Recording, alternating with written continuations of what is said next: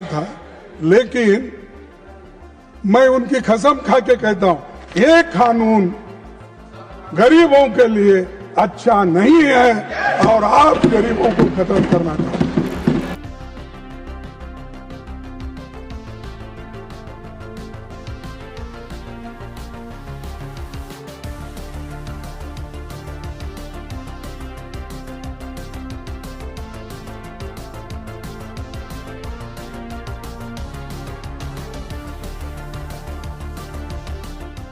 कि जो CWC की मीटिंग हुई, ये मीटिंग में हमने ये शपथ ग्रहण किया कि मनरेगा योजना को प्रमुख बिंदु बनाकर सारे देश में एक बहुत बड़ा आंदोलन करने का निर्णय लिया। जहां इंडिया एक्चुअली में विश्वगुरु जैसा एक अप्रोच, एक इंटेंट दिखा रहा था, अभी उस इंटेंट पे एक बड़ा क्वेश्चन मार्क लग जा रहा है। क्या भारत सच में विश्वगुरु बनने की कगार पे है? आज से ठीक 20 साल पहले एक लैंडमार्क जजमेंट को पास किया गया था बड़े पार्लियामेंट पे, जिसका नाम है MG NREGA, Mahatma Gandhi national rural employment guarantee act. अध्यक्ष महोदय, मैं national rural employment guarantee bill का समर्थन करने के लिए खड़ी हूँ। एक ऐतिहासिक अवसर है। आज हम 2004 के कांग्रेस पार्टी के घोषणा पत्र का सबसे महत्वपूर्ण वादा पूरा कर रहे हैं। इस विधेयक के जरिए हम उन्हें उनका अधिकार, उनका जायज़ हक देने की शुरुआत कर रहे हैं, जिससे वे भविष्य में एक बेहतर जिंदगी जी सके, जिसको बकायदा इंटरनेशनल लेबर ऑर्गेनाइजेशन जैसा ऑर्गेनाइजेशन से सराहना मिल चुका है। जिस लॉ के तहत एक गरीब आदमी को, एक गरीब एडल्ट वर्कर को, एक एम्प्लॉय को हक मिलता था काम करने का, क्या वही हक आज छीना जा रहा है उनसे? क्या वही हक को कुचला जा रहा है? क्या वही हक को दफन किया जा रहा है भरे बाजार में? 16 दिसंबर 2025 मिनिस्ट्री ऑफ रूरल डेवलपमेंट का चेयरमैन श्री शिवराज सिंह चौहान जी एक बिल को पारित करते हैं पार्लियामेंट पे। नंबर 20 श्री शिवराज सिंह चौहान। मैं प्रस्ताव करता हूं कि मुझे विकसित भारत गारंटी फॉर रोजगार एंड आजीविका मिशन ग्रामीण VB जी राम जी, विकसित भारत जी राम जी बिल 2025 को सभा में पूरा स्थापित करने की अनुमति दी जाए। जी राम जी। हालांकि वो बिल को लेके मेन स्ट्रीम मीडिया में बहुत चर्चा हो रहा है एंड स्पेसिफिकली पॉजिटिव चीजों को ज्यादातर हाईलाइट किया जा रहा है एंड उसको ज्यादा से ज्यादा लाइमलाइट मिल रहा है, लेकिन उसका जो नेगेटिव रिपरकशन है या फिर उसका जो ऑन ग्राउंड रियलिटी है, उसके बारे में चर्चा थोड़ा कम ही हो रहा है या फिर उसको इग्नोर किया जा रहा है। VB जी राम जी, जिसका पूरा नाम है विकसित भारत गारंटी फॉर रोजगार एंड आजीविका मिशन ग्रामीण बिल 2025, जो कि ना पूरा कोई नया बिल नहीं है, उसको कि ना रीब्रांडिंग, रीपैकेजिंग करके रिप्लेसमेंट हिसाब से उसको लाया जा रहा है मनरेगा का। हालांकि एक कोई नाम चेंज का गेम पहला नहीं है और आखिरी भी नहीं है, बाद में होता रहेगा। कांग्रेस ने बाकायदा 32 ऐसा लिस्ट भी लॉन्च कर दिया था कि भाई देखो, NDA सरकार जो है, हम लोगों का जो लैंडमार्क स्कीम है उनको जो है नाम चेंज किया है बहुत सारा, जैसे कि आपका इंदिरा आवास योजना वो हो गया PM आवास योजना, आपका अटल मिशन जो पहले था नेहरू मिशन, आपका PM पोषण जो था वो पहले मिड डे मील स्कीम था, और भी जो डिजिटल इंडिया था वो भी NEGP करके था। तो ये जो सारा चीज है, ये नाम चेंज का जो गेम है वो कोई नया नहीं है। हर एक पॉलिटिकल पार्टी आएगा, हर एक पॉलिटिकल लीडरशिप आएगा, वो अपना जो है पावर स्केलिंग को पोर्ट्रे करने के लिए ऐसा करता रहेगा, उसमें कोई डाउट नहीं है, एक अनडिनाइबल फैक्ट है। 2005 नरेगा एक्ट को पारित किया गया था एंड उसको इंट्रोड्यूस करके उसको पास भी किया गया था पार्लियामेंट पे फॉर्मर PM मनमोहन सिंह जी के द्वारा, वो भी UPA गवर्नमेंट काल में। तो नरेगा जो बिल था वो actually article 41 under article 41 right to work के तहत उसको पास करवाया गया था। एंड आर्टिकल 41 जो कि ना एक फंडामेंटल राइट्स नहीं है, लेकिन आर्टिकल 41 जो आर्टिकल 21 में राइट टू लिव करके जो एक पार्टीशन है उसके साथ डायरेक्टली कनेक्ट करता है। वो कि ना सुप्रीम कोर्ट 1985 में एक अपना जो जजमेंट दिया था उसमें बोला था, लेकिन उसके ऊपर कोई अमेंडमेंट नहीं हुआ है। तो हम लोग मोटा मोटा ये पकड़ के चल सकते हैं कि आर्टिकल 41 के तहत जो नरेगा बिल को पारित किया गया था या फिर इंप्लीमेंट किया गया था वो कोई फंडामेंटल राइट्स नहीं है। ठीक है, तो ये जो नरेगा बिल था वो पहले 2006 में इंप्लीमेंट हुआ था 200 डिस्ट्रिक्ट के अंदर में। मतलब फर्स्ट ऑफ ऑल जब 2005 में आया, देन 2006 में फरवरी मंथ में उसको इंप्लीमेंट किया गया था। आफ्टर दैट पूरे होल इंडिया में 2008 में 1 अप्रैल में उसको जो है इंप्लीमेंट किया गया था। एंड 2009 में महात्मा गांधी जी का नाम ऐड करके एमजी नरेगा मतलब Mahatma Gandhi national rural employment guarantee act को बनाया गया था। ये था छोटा सा हिस्ट्री। एंड ये जो मनरेगा का जो आपका इसका महत्व अगर आपको समझना है तो आपको स्पष्ट तौर पे जाना पड़ेगा 5 साल पहले जब कोविड काल चल रहा था। बकायदा नरेंद्र मोदी साहब 2015 में जो बड़े पार्लियामेंट पे सबके सामने नरेगा बिल को इतना अपमानित किया। कभी कभार ये कहा जाता है कि आप मनरेगा बंद कर देंगे या आपने मनरेगा बंद कर दिया है।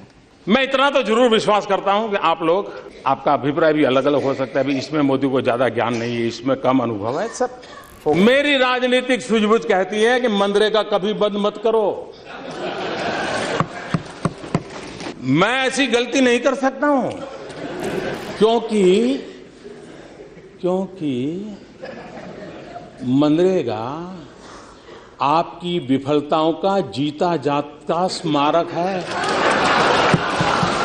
लेकिन वही मोदी साहब 2020 में जो है पैसा पंप इतना किया कि जो कोविड के चलते जो आपका पूरा माइग्रेंट वर्कर्स था, वो लोग जब घर वापसी कर रहे थे तो उसके हिसाब से उस एरिया में जब वो लोग अपने घर पे आए तो वहां पे जो एक शॉक क्रिएट हुआ था वो शॉक को एब्जॉर्ब करने के लिए बकायदा मोदी साहब को पैसा जो है अलॉट करना पड़ा, फंडिंग को इंक्रीज करना पड़ा नरेगा के अंदर पे।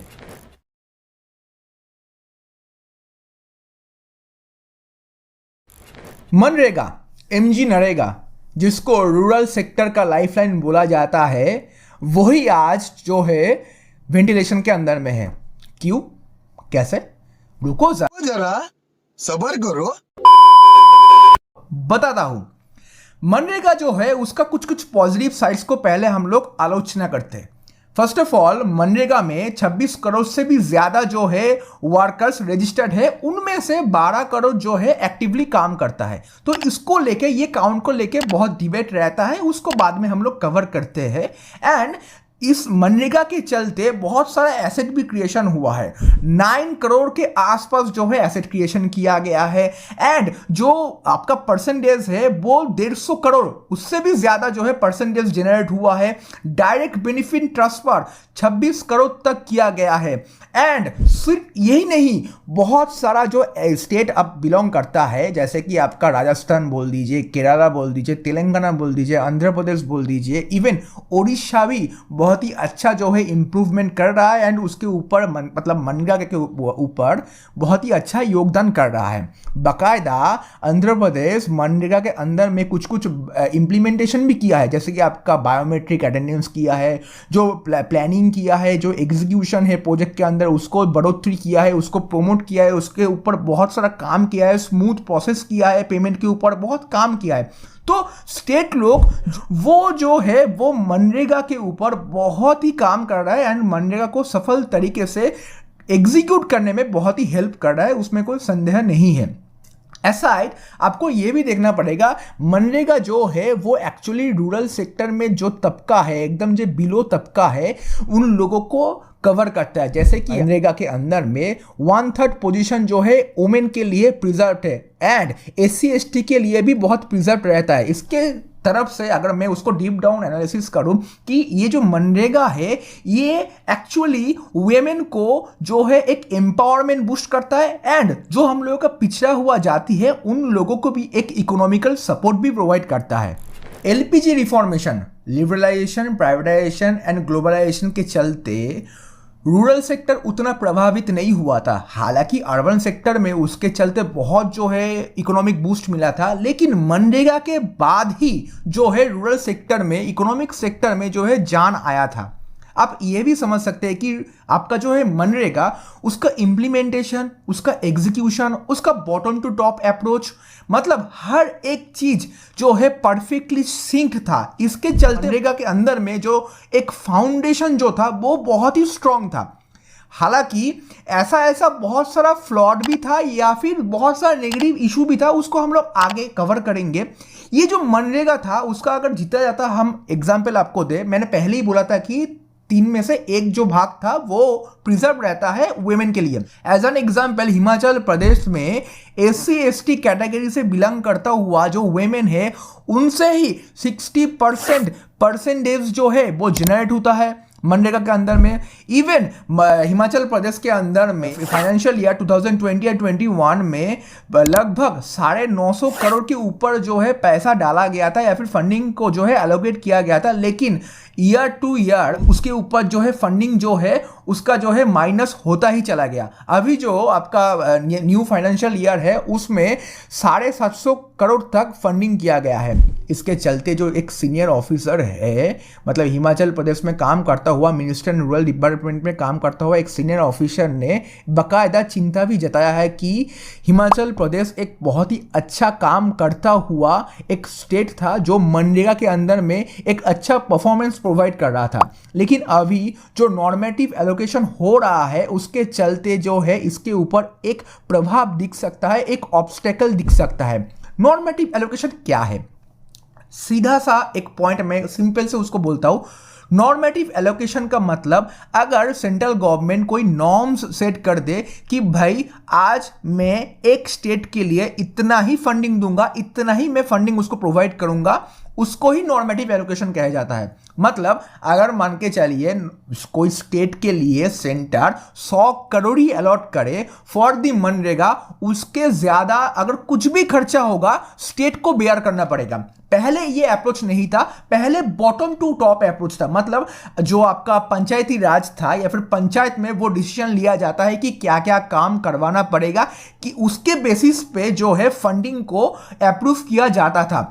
तो ये जो टॉप टू बॉटम अप्रोच था, इसके चलते जो है पंचायती राज जो डिपार्टमेंट था या फिर पंचायत जो था वो भी वो एक स्ट्रॉन्ग फाउंडेशन क्रिएट होता था। लेकिन अब जो होगा वो बॉटम टू टॉप अप्रोच होगा। मतलब सेंट्रल जो फिक्स करके देगा वही फंड आपको मिलेगा, अगर उससे ज्यादा कुछ भी खर्चा होगा वो स्टेट को जो है बेयर करना पड़ेगा। पहले पूरा जो मटेरियल कॉस्ट था वो 75% तक जो है सेंट्रल गवर्नमेंट ले लेती थी। अभी जो है मटेरियल कॉस्ट के ऊपर भी जो है डिवीजन किया गया है एंड जो 100% पहले जो पेमेंट वेजेस पेमेंट किया जाता था, मतलब हर एक वेज जो है वो एम्प्लॉय को या फिर वर्कर को जो पेमेंट किया जाता था वो 100% सेंट्रल गवर्नमेंट जो है दायित्व लेती थी। लेकिन अभी स्टेट जो है उसके ऊपर भी प्रेशर आ रहा है। तो ये जो पूरा फंडिंग का एलोकेशन है वो 60-40 में बढ़ चुका है। अभी पहले जो था, पहले 100% या फिर 19 to 10% तक जो डिवीजन किया हुआ था, लेकिन अभी जो फंडिंग एलोकेशन है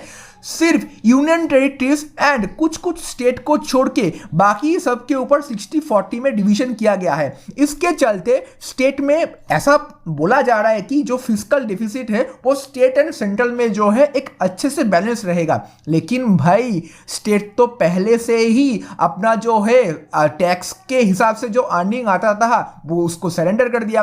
स्टेट बोल दिया है, ऑब्वियसली स्टेट तो जीएसटी को अप्लाई कर दिया है आपने, स्टेट पे जीएसटी को एक्सेप्ट कर लिया है, उसके चलते जब पूरा जो उसका इनकम सोर्स है वो तो अब सेंटर के पास चला गया है। एंड ये जो पूरा जो मतलब स्टेट के साथ जो सेंट्रल का ये जो तू तड़ाक चलता है, मतलब ये जो घमासान रहता है, ये कोई मतलब वीवीजी रामजी तक सीमित नहीं है। इससे पहले भी नीट एग्जाम को लेके, इससे पहले भी आपका जो सर्व शिक्षा अभियान करके जो है वो जो पीएम श्री स्कीम था, इसके चलते पहले जो आपका बहुत सारा जो स्कीम था, मतलब ऑब्वियसली स्टेट जो अपना एक मुद्दा रखती है कि भाई अगर मैं पैसा दे रहा हूं तो ये जो पूरा स्कीम है इसका नाम पे सिर्फ जो है पीएम का या फिर सेंटर का नाम क्यों रहे, उसमें हम लोगों का भी नाम रहना चाहिए। तो इसको लेके जो भेदभाव एकदम जो घमासान युद्ध रहता है वो तो दिखता ही है। लेकिन ये जो वीवीजी रामजी फिर से लाया गया है, फिर से लॉन्च किया गया है ऐसा फंडिंग को एलोकेट करके, इसके चलते जो फेडरलिज्म है या फिर फेडरल जो स्ट्रक्चर है उसमें तनाव बढ़ेगा, मतलब उसमें जो है झगड़ा बढ़ेगा। ऐसा भी बहुत सारा स्कीम है, जैसे कि आपका पीएम जय है, मतलब जो आपका एक मेडिक्लेम जो इंश्योरेंस वाला जो स्कीम है वो वेस्ट बंगाल में अवेलेबल नहीं है, ठीक इसी के कारण है। ठीक है, तो इसके चलते जो अगर सेंटर और जो स्टेट का जो है अगर भेदभाव रहेगा, उसके अंदर में अगर झमेला रहेगा, तो भाई पिसता तो आम आदमी है। अगर मान के चलिए कुछ अच्छा फैसिलिटी, कुछ अच्छा अगर स्कीम है जो सेंट्रल प्रोवाइड करना चाहती है, लेकिन स्टेट बोलेगा कि भाई इसमें तो मेरा नाम नहीं है, मैं भी पैसा दे रहा हूँ, मेरा नाम क्यों नहीं है। तो ये जो पॉलिटिकल नेम का जो एक प्लेइंग है, जो खेला है, वो तो चलता ही रहेगा। Actually that is not the very big thing. इसको अगर थोड़ा सा आप डीप डाउन देखेंगे कि अगर जब आपका वोटिंग का टाइम आएगा या फिर कहीं पे अगर इलेक्टोरल कुछ हेरा फेरी करना होगा, मतलब सोच के चलिए, थोड़ा सा डीपली सोचने का ट्राई कीजिए। अगर कहीं पे वोट है, वहाँ पे अगर वीवीजी रामजी के लिए फंडिंग ज़्यादा देना पड़े तो ज़्यादा दे देगा, या फिर अगर सेंट्रल का जो पार्टी है एंड स्टेट का जो पार्टी है वो सिंक्ड है तो भाई उसमें ज़्यादा अच्छे तरीके से वहाँ पे पेमेंट जाएगा। अगर सेंट्रल का पार्टी या स्टेट का जो पार्टी वो कोalition में नहीं है, वो डिफरेंस है, तो उसमें फंडिंग रोक सकता है। तो वोटिंग जो एक वोटिंग के ऊपर भी वो प्रेशर क्रिएट कर सकता है, वोटिंग का जो रिजल्ट है उसके ऊपर भी जो है चेंजेस ला सकता है। अभी ये बोला जा रहा है, पता नहीं, मतलब ऑब्वियसली ये तो इनडायरेक्टली इसके ऊपर इफेक्ट करेगा ही। आपको पता है कि कुछ दिन पहले जो केरला में ऑलरेडी जो आपका जो पीएम श्री स्कीम है उसके लिए केरला ऑलरेडी भाई बोल दिया है कि भाई सरेंडर कर दिया है कि अगर सेंट्रल से फंडिंग नहीं आएगा तो उन लोगों के लिए बहुत दिक्कत होगा, 2000 करोड़ तक उसको लॉस बेयर करना हो सकता है। तो इसी के चलते जो फेडरलिज्म के ऊपर जो एक झटका वो भाई महसूस होने वाला है। Removing Gandhi's name was symbolic and removing legal guarantee was strategic. P Chidambaram ji ने ऑलरेडी इसको गांधी जी का सेकेंड हत्या भी बोल दिया है। पहले वीवीजी रामजी का नाम जो है पूज्य बापू रोजगार योजना रखा जाने वाला था, लेकिन अभी जो नया बिल लाया गया है उसमें वीवीजी रामजी रखा है। अभी भी जो पूज्य बापू का नाम है कहीं दिख नहीं रहा। हालांकि फ्यूचर में ऐसा हो सकता है कि वीवीजी रामजी जो है पूरा बिल का नाम है, मनरेगा जो स्कीम है उसमें पूज्य बापू का नाम आ जाए। चलिए थोड़ा और भी छोटा मोटा चेंजेस के ऊपर ध्यान देते हैं, क्या क्या चेंजेस किया गया है इस नए प्रावधान में। मेनली जो वर्किंग जो क्वालिटी है उसके ऊपर ध्यान दिया गया है वीवीजी रामजी में। पहले जो है मनरेगा में वर्किंग क्वालिटी उतना अच्छा नहीं है, उसमें कोई डिबेट नहीं है। मतलब गड्ढे खोदने वाला काम, तालाब बनाने वाला काम, रोड के ऊपर जो है छोटा मोटा कंस्ट्रक्शन का काम, वाटर रिजर्वायर बनाना, वाटर कंजर्वेशन बनाना, नाली बनाना, ये सब छोटा मोटा काम होता रहता था। मतलब कोई हाईटेक वाला काम नहीं होता था। लेकिन अभी जो नया प्रावधान लाया गया है उसमें मेनली 4 चीज़ों के ऊपर जो है ध्यान दिया गया है। एंड नॉट ओनली दैट, जो अभी मनरेगा के अंदर में काम करेंगे, जो वर्कर या फिर एम्प्लॉय है, जो लेबर है, उनके ऊपर थोड़ा सा काम किया जाएगा, ऐसा बोला जा रहा है। स्किल इंडिया के तहत उन लोगों को थोड़ा सा स्किल भी ऐड किया जाएगा उन लोगों के अंदर में। इसके चलते उन लोगों को फ्यूचर में कभी मनरेगा के अंदर में फिर से अलॉट नहीं होना पड़े। मतलब उन लोगों का जो अभी कंसर्न है वो एक अलग ही अच्छा मंशा है, उसमें कोई डाउट नहीं है। लेकिन स्किल इंडिया क्या सच में उतना स्किलफुल है? मतलब हालांकि रिसेंटली 10,000 करोड़ का स्कैम हुआ है स्किल इंडिया पे, उसको अगर उसके ऊपर चर्चा करने जाएंगे तो एक बहुत बड़ा लंबा वीडियो बन जाएगा। खैर उसको लेकर बाद में बात करेंगे एक अलग वीडियो में। तो ये जो सरकार का मंशा है वो एक बहुत ही अच्छा मंशा है, उसमें कोई डाउट नहीं है। जो है वर्किंग क्वालिटी को थोड़ा जो है इंक्रीज किया जाएगा। मतलब जो 4 कोर एरियाज है उसमें आपका लिवलीहुड इंफ्रास्ट्रक्चर है, आपका रूरल इंफ्रास्ट्रक्चर है, आपका क्लाइमेट रेजिलियंस है, एंड ये जो पूरा चीज है इस चीजों के ऊपर ध्यान दिया गया है। एंड जो वेज पेमेंट पहले 15 दिन के अंदर होता था, हालांकि वो कभी कभी डिले भी होता था, लेकिन उसके ऊपर अभी काम किया जाएगा। वो 7 दिनों के अंदर अंदर उसको पेमेंट किया जाएगा एंड पेमेंट का जो प्रोसेस है उसको भी बहुत फास्ट किया जाएगा एंड जो है ट्रांसपेरेंट किया जाएगा, एरर फ्री किया जाएगा। ये जो पूरा पेमेंट प्रोसीड्योर है, ये पेमेंट का जो प्रोसेस है, पूरा जो मॉड्यूल है वो एनपीसीआई जो है हैंडल करता है। एंड पेमेंट ऑब्वियसली जो है कैलकुलेशन होता है, जो रिलीज होता है वो मिनिस्ट्री ऑफ रूरल डेवलपमेंट से ही होता है। एनपीसीआई का जो मॉडल है वो लगभग 2 मॉडल के ऊपर वो लोग काम करते हैं। एक है आधार बेस्ड प्रोग्राम एबीपीएस एंड एक है एनएसीएच। अगर आपके पास आधार है तो आधार के साथ लिंक अगर बैंक अकाउंट है तो डायरेक्ट आपके बैंक अकाउंट में वो पैसा चला जाएगा। एंड अगर आपके पास आधार नहीं है तो उसके लिए जो बाकायदा एनएसीएच का प्रोसीड्योर है उसके थ्रू आपके अकाउंट में पैसा चला जाएगा। एंड आपको पहले जानना पड़ेगा कि ये जो पूरा पेमेंट प्रोसेस है, इस पेमेंट प्रोसेस को फास्टनिंग करने के लिए ही एक नया जो है प्रावधान लिया जा रहा है। एंड पेमेंट जो प्रोसेस है उसको बाकायदा फास्ट भी किया जा रहा है एंड ट्रांसपेरेंट भी किया जा रहा है न्यू बिल के अंदर में। मेनली ये मनरेगा में कितना पैसा मिलता था गरीब लोगों को या फिर एम्प्लॉय को या फिर जो है वर्कर लोगों को, 250 से लेके 350 तक जो है मिनिमम वेज प्रोवाइड किया जाता था बेस्ड ऑन द आपका हर एक स्टेट में कैसा कैसा इन्फ्लेशन है। तो इन्फ्लेशन के ऊपर बेस करके ये जो रेट है वो घटता था, बढ़ता था। एंड इसको जो है ऑब्वियसली वो आपको ये भी ध्यान रखना पड़ेगा कि पेमेंट से ही सब कुछ काम नहीं चलता है, वर्किंग डेज भी मैटर करता है। जो अभी न्यू वीवीजी रामजी को लाया जा रहा है उसमें बोला जा रहा है कि 125 डेज का फिक्स जो है आपको काम करने को मिलेगा, मतलब काम का जो है प्रावधान दिया गया है।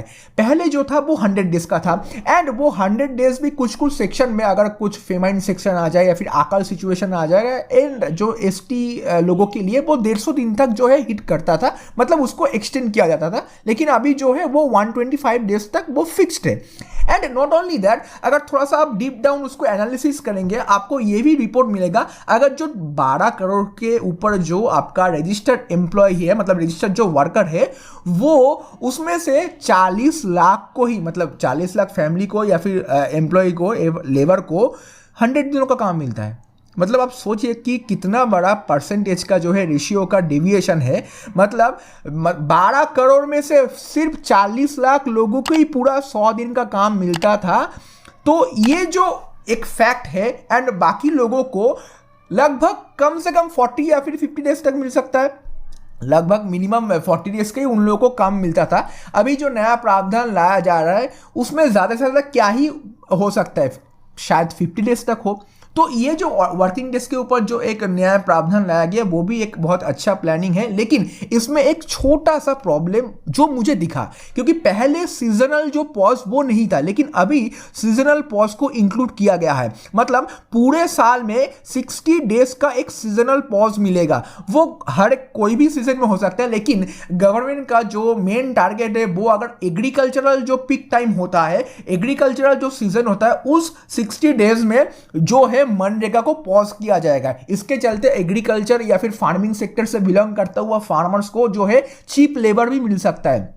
ये जो एक बहुत ही अच्छा पॉजिटिव चीज़ है फार्मर्स के लिए, क्योंकि जो शोइंग एंड हार्वेस्टिंग का जो टाइमिंग है उसके अंदर में उन लोगों को मैन पावर चाहिए होता है, इसलिए जो है स्टबल बर्निंग का इशू आता है, पॉल्यूशन का इशू आता है। शायद उसको मैनेज करके स्टबल बर्निंग जो है कम किया जा सकता है। लेकिन इसमें कुछ नेगेटिव इशू है, जैसे कि पहले जो वर्कर्स लोग था उन लोगों के पास एक अलग भी ऑप्शन था, उन लोगों के पास एक अलग भी रूट था कि भाई अगर मुझे फार्मर के साथ काम नहीं करना है, चीप लेबर में, चीप कॉस्टिंग में मुझे काम नहीं करना है, तो मेरे पास मनरेगा है। मुझे घर से बाहर जाके, ऑब्वियसली मनरेगा में अगर जो काम मिलता है वो 5 किलोमीटर मतलब 5 किलोमीटर के दायरे में ही काम मिलता है, तो मुझे घर से इतना दूर जाके माइग्रेट होके मुझे काम नहीं करना पड़ता, उसमें माइग्रेशन में भी खर्चा है, वहां पे जाके रहना पड़ता है, वहां पे खाने का खर्चा है, उसमें उल्टा वहां पे कॉस्टिंग भी बहुत कम मिलता है, मतलब जो खर्चा पानी मिलता है डेली वेजेस पे बहुत कम है। तो पहले जो है मेरे पास ऑप्शन था, मजदूर के पास ऑप्शन था कि भाई अगर मैं फार्मर्स के साथ काम ना करूं, मेरे पास ऑप्शन है मैं जाके मनरेगा में काम कर सकूं। लेकिन अभी वो बार्गेनिंग चिप नहीं है, अभी पूरा जो है मोनोपोली क्रिएट हो चुका है। इसके ऊपर गवर्नमेंट को सच में ध्यान देना चाहिए था कि एक जो मोनोपोली क्रिएट हो चुका है। हाँ, हालांकि मैं बोल सकता हूं कि पहले भी उतना बार्गेनिंग नहीं कर सकता था, पहले भी बहुत सारे जो मजदूर थे वो लोग जाके माइग्रेट होकर काम कर रहे थे, लेकिन एटलीस्ट उन लोगों के पास जो था ऑप्शन तो था कि भाई नहीं, मैं जाके मनरेगा में जाके खुद को एनरोल करूं। लेकिन अभी जो है वो ऑप्शन नहीं है। हालांकि जो मनरेगा का प्रोसीड्योर है वो भी चेंज हो चुका है, पहले डिमांड ड्रिवन था, अभी सप्लाई ड्रिवन बन चुका है। पहले अगर जाके कोई वर्कर जाके बोला कि मुझे काम चाहिए, गवर्नमेंट को काम देना पड़ता, लेकिन अभी वो काम का जो क्वालिटी है, पूरा जो स्ट्रक्चर है उसको चेंज किया गया है। एंड ये भी बोला जा रहा है कि काम का जो क्वालिटी पहले से बहुत मतलब जो है इंक्रीज किया जाएगा। वीवीजी रामजी में ये बोला गया है कि जो जॉब कार्ड अब से प्रोवाइड किया जाएगा वो उसका जो वैलिडिटी है वो 3 साल तक रहेगा, पहले 5 साल तक था।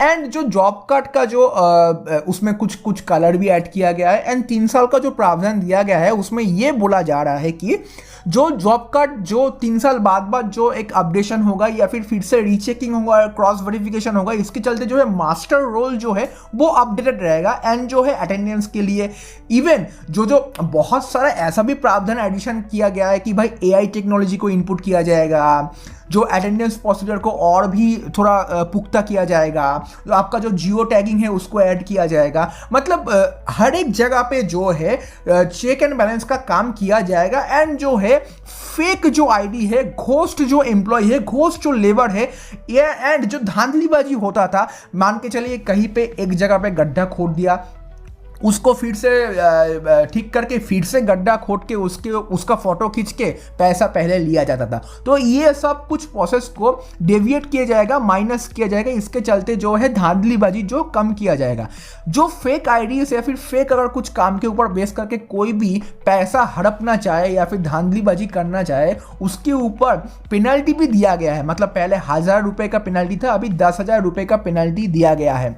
नॉट ओनली दैट, ये जो जॉब कार्ड का जो फैसिलिटी है इसके ऊपर डिपेंड करके जो पूरा जो आपका मास्टर रोल है उसको बोला जा रहा है कि रिफाइनमेंट के लिए बहुत ही एक अच्छा प्रावधान लाया गया है उसको रिफाइन करने के लिए। लेकिन इसमें और एक पॉइंट और एक नेगेटिव चीज जो है मुझे पर्सनली लगा, क्योंकि रिसेंटली मेरे पास एक इंफॉर्मेशन आया था, मैं एक आर्टिकल पढ़ रहा था, उसमें जो है साफ तौर पे लिखा गया था कि 27 लाख के करीब मनरेगा से जो है नाम को डिलीट किया गया है। मतलब आप सोचिए, वहां पे ये तर्क दिया गया है कि उसमें बहुत सारे लोग जो है वो काम नहीं करना चाहते या फिर बहुत सारे लोग जो है वो घोस्ट लेबर है, घोस्ट वर्कर है। मतलब अगर मान के चले 27 लाख के अंदर अगर 1 लाख भी अगर जो मतलब लोग काम करते हैं उनका अगर नाम जो है डिलीट कर दिया गया है, उसमें तो साफ तौर पे उन लोगों से जो है उनका हक छीना गया है।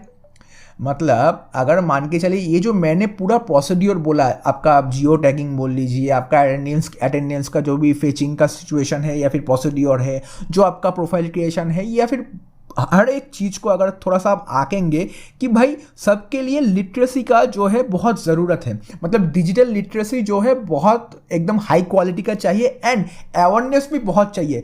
अगर मान के चलिए कुछ ऐसा भी एम्प्लॉय है या फिर लेबर है जो कि ना उनको नॉलेज ही नहीं है कि कहाँ पे कब जाके डॉक्यूमेंट जमा करना पड़ेगा, फिर जाके जो है वो कार्ड जो है रिवैलिड होगा या फिर रीएक्टिव होगा। मतलब ऐसे चल के जो एसआईआर का भी सिचुएशन है वो भी ऐसा ही है। मतलब उन लोगों को टाइम, ऑब्वियसली एसआईआर बहुत अच्छे मनसा से किया जा रहा है। इवन एसआईआर का जो भी कंसेप्ट है उसमें किसी को भी कुछ डाउट नहीं होना चाहिए, लेकिन ये जो टाइम स्पैन है, इस टाइम स्पैन के चक्कर में बहुत जो वैलिड वोटर का या फिर वैलिड लोगों का नाम डिलीट हो रहा है। लेकिन हाँ, बाद में जाके वो लोग अपना नाम एनरोल कर सकते हैं, लेकिन उस टाइम पीरियड में उन लोगों को अगर वोट ही वो लोग नहीं दे पाएगा, उनका तो राइट्स या फिर उन लोगों का तो हक तो छीना जाएगा। तो गवर्नमेंट को इन सब चीज़ों के ऊपर ध्यान देना चाहिए था, थोड़ा हार्शली उसके ऊपर रिएक्ट नहीं करना चाहिए था, थोड़ा सा सॉफ्टली एंड सूझबूझ के साथ उसके ऊपर काम करना चाहिए था। हालांकि इसके ऊपर कौन ही बोलेगा, कौन ही इसके ऊपर बातचीत करेगा। Lastly I can conclude that पहले जो मनरेगा था वो थोड़ा सा गवर्नमेंट के ऊपर जो है एक पुशबैक क्रिएट करता था, लेकिन अभी जो वीवीजी राम जी को लाया जा रहा है ये थोड़ा सा कंफर्ट जो है गवर्नमेंट को प्रोवाइड कर रहा है। क्योंकि आप अगर हर एक चीज़ को देखेंगे, सबसे जो बड़ा बात है कि भाई इसके चलते जो फंडिंग एलोकेशन का जो प्रावधान दिया गया है उसके चलते अगर स्टेट के अंदर में पैसा उतना प्रोवाइड ही नहीं किया जाएगा, स्टेट के पास अगर उतना पैसा ही नहीं रहेगा कि लेबर अलॉट करो भाई, आप मटेरियल के पीछे आप पैसा खर्चा करो, तो बकायदा भाई जो पूरा आपका स्ट्रक्चर था वीवीजी राम जी का, मतलब मनरेगा का जो स्ट्रक्चर था वो धीरे धीरे विलुप्त हो जाएगा। लेबर कॉस्ट बेयर नहीं कर पाएगा स्टेट, मटेरियल उतना खरीद नहीं पाएगा, मतलब काम ही उतना नहीं हो पाएगा। तो ये जो धीरे धीरे करके जो मनरेगा को दफन किया जा रहा है, मैंने पहले ही बोला कि अभी वो खुद ही वेंटिलेशन के अंदर में है, ये जो पूरा प्रोसीड्योर है ये इसमें एक सोचने वाली बात है।